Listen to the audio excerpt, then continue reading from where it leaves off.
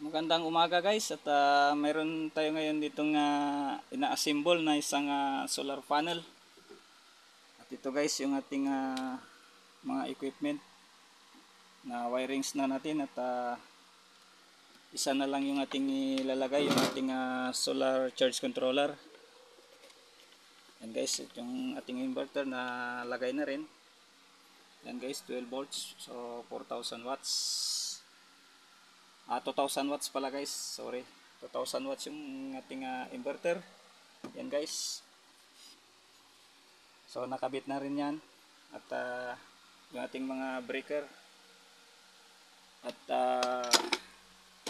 ito guys yung switch para sa yan guys, sakaling malulubat na yung ating battery, i-charge lang natin ito sa paliko o di kaya generator. Pwede yan guys, i-on lang natin ito sa kanyang yan guys, sa kanyang switch. So ito naman yung ating yan guys, mga breaker nakabit na natin. At ito yung solar panel, at ito yung solar charge, at ito naman para sa inverter, at ito naman ay para sa ating inverter output. Ito guys, i-on lang yan. Yan. So ito guys, isa na lang yung ating ikakabit, yung ating solar charge controller. So pasensya na kayo guys kasi madilim dito sa ating ginagawaan at medyo may kasikipan. So ikakabit na muna natin to guys. Okay guys, habang kinakabit natin to, kung napadaan ka lang sa ating channel pala o bago ka pa lang sa ating channel, please pa-promote naman ang ating channel at paki-like and subscribe. Then paki-share na rin yung ating video kung sakaling nagustuhan yung ating video. Napaka-importante yan guys na makapag-subscribe ka para lagi kang updated sa mga next videos na ilalabas natin.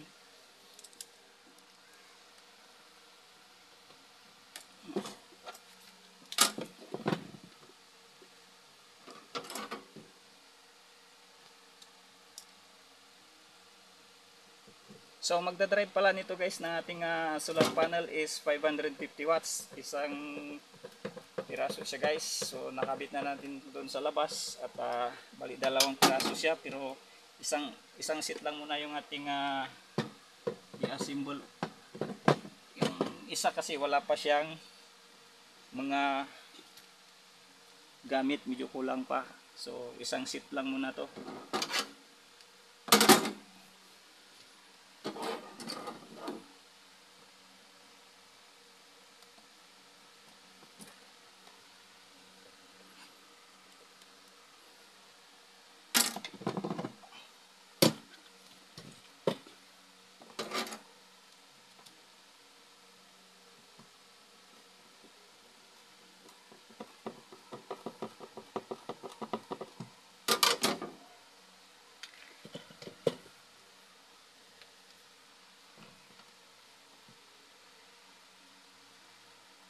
So kakabit lang natin to guys, yung ating wirings para sa ating solar panel to galing guys.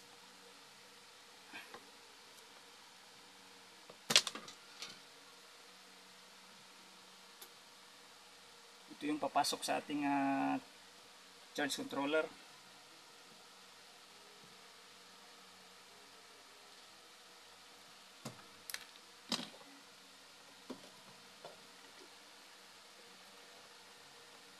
So ikakabit lang natin dito guys. Dito yan siya.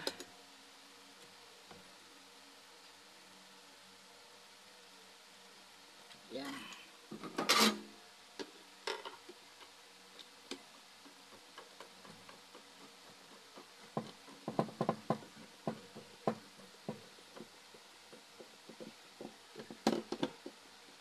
Okay. Ito naman sa ating negative na ating solar panel, at ito naman yung ating output. Dito yan siya guys sa pangalawang butas.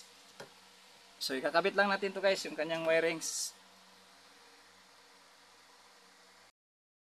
Okay guys, nakabit na natin yung ating wirings para sa ating solar charge controller. So susunod natin ikakabit guys, ito naman yung sa ating battery. Yung ito guys. Yan guys oh. Galing ito inverter guys. Ito siya guys. Ayan oh. Galing siya dito sa ating inverter. Ayan yung malaking wire na to. Yung red at saka black.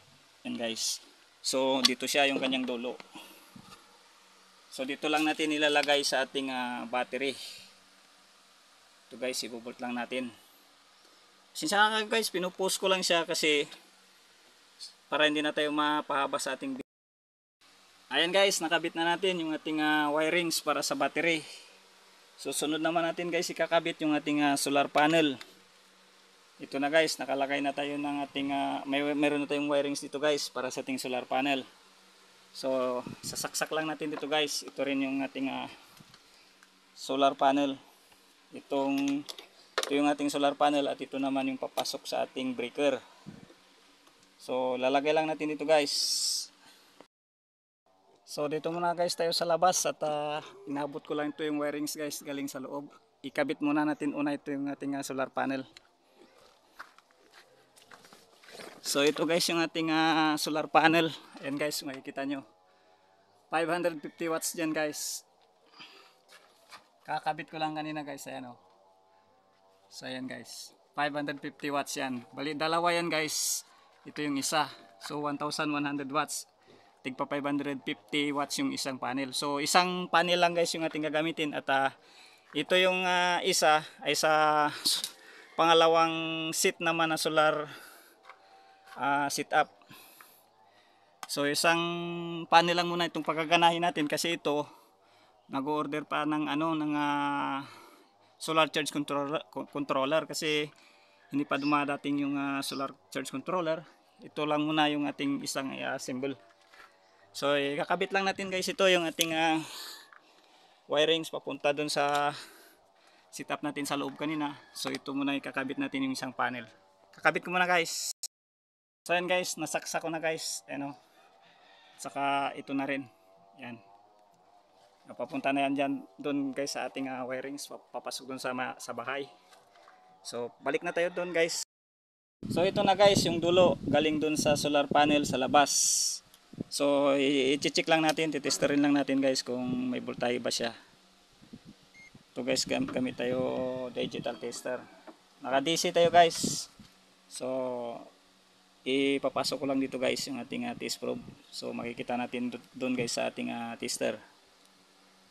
So ayan guys, mayroon siyang 44.85 volts DC.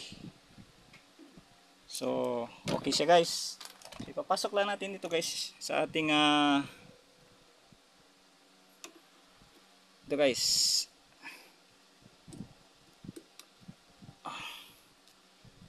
So ito naman yung ating positive. So ayan guys, nakabit na natin. Nakabit na siya guys oh. So i-on lang natin guys yung ating battery. Mayroon din siya dito power. Ayan guys oh. Ipindutin lang natin yung power para sa battery. Ayan guys. So may charge pa rin guys yung ating battery kasi hindi pa rin siya ginagamit. So nasa 13.3 volts, 100% siya guys.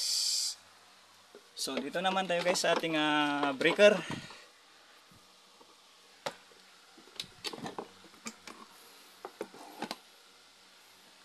So ito yung ating battery.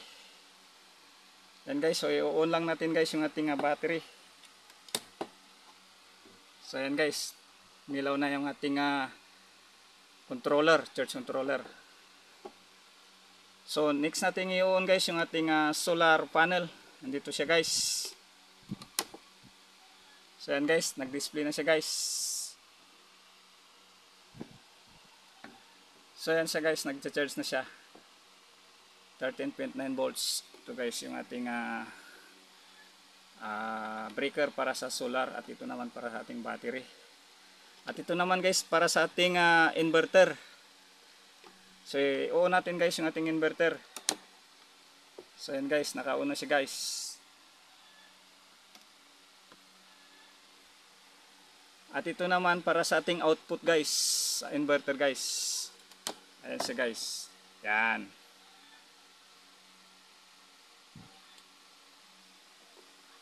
Ito yung ating inverter.